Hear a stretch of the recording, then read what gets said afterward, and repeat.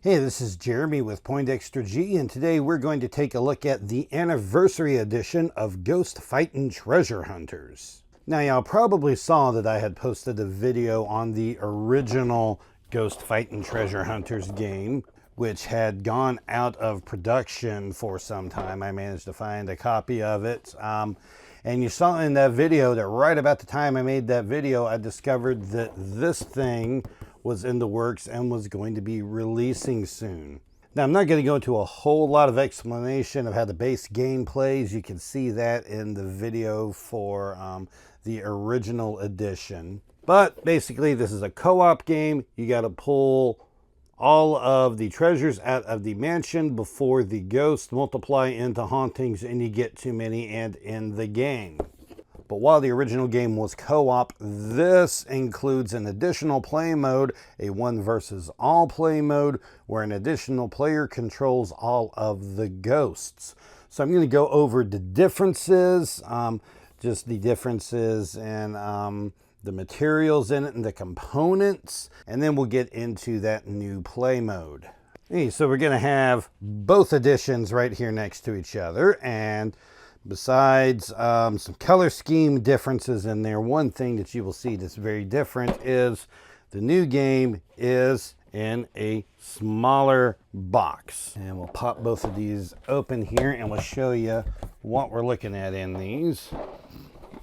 Now this one's gotten a little crushed over time. It is used, see, it is laid out generally the same in here, besides the scale being just a bit different.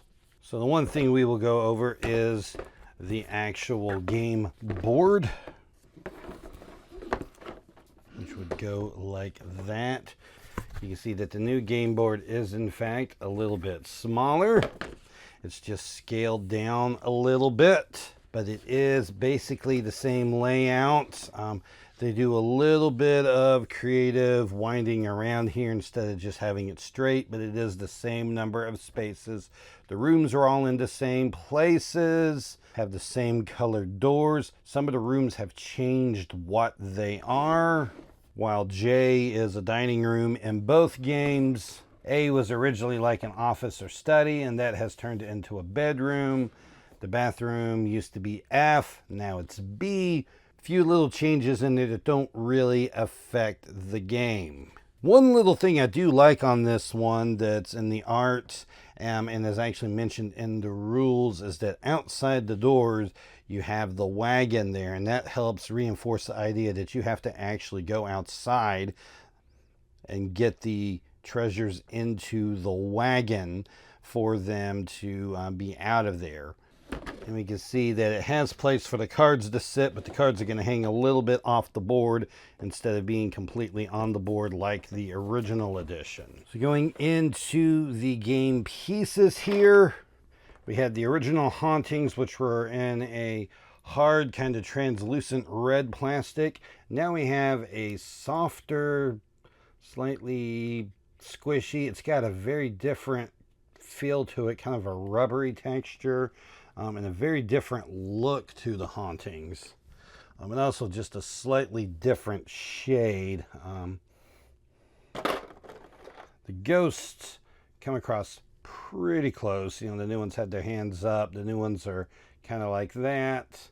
Have the more pronounced details in the back. Similar type of plastics. This may be a little softer on the new version. The player pawns here have gotten some new features added to them to help differentiate them a little bit. We can see that the blue boy here has, you know, roughly the same features and same clothes, but just in a different pose.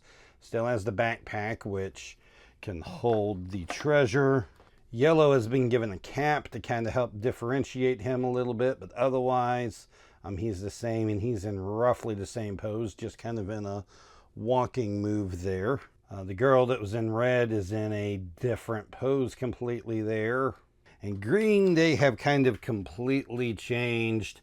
That green is now a girl in a hoodie and dreadlocks.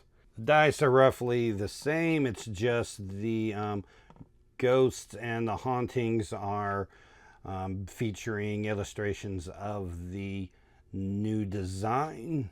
And the same idea here with the movement die, although in this case the ghost isn't behind the number, it's kind of to the side. The treasure gems are a little bit different, a little bit larger number on it. One quirk I always liked on the old one was that font had a crossed 7, which this one doesn't have anymore.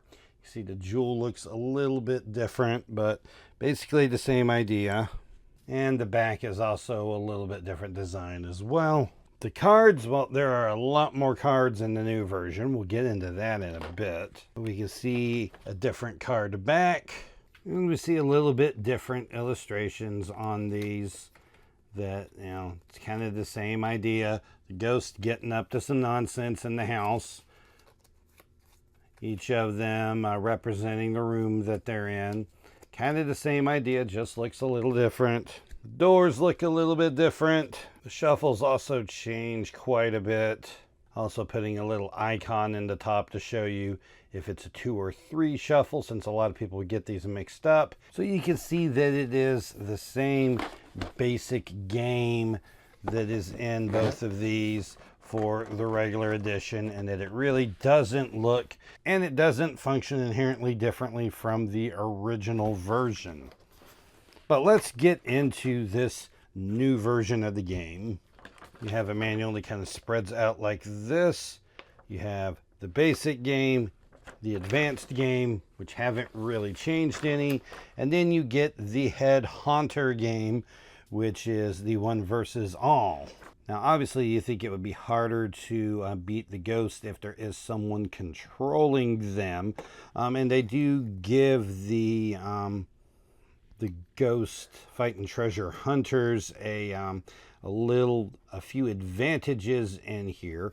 One of them is each of them get a reroll card, which is one time in the game they can spend their reroll card and just completely reroll the dice.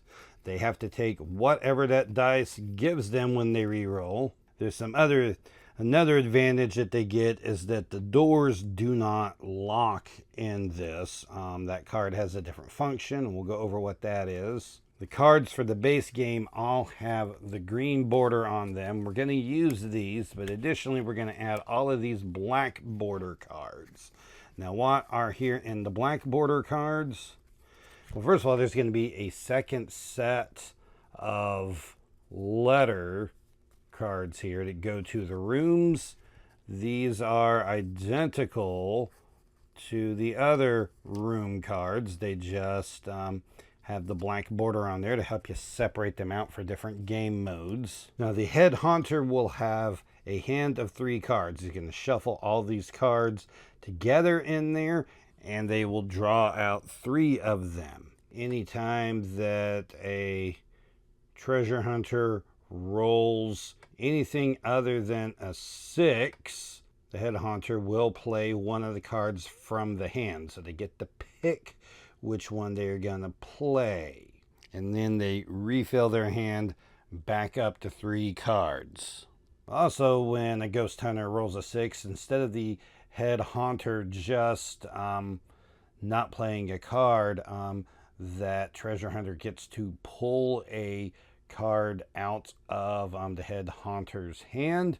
They will not roll up to 3. They just pull one out randomly, and they start the next turn with 2, and it would be at the end of that next turn that they would eventually draw back up. If multiple 6s in a row come out, then you can end up with the haunter not having any cards in hand. So we'll go over the additional cards in here. The shuffle cards. Says that the shuffle cards work the same as they do in a normal game.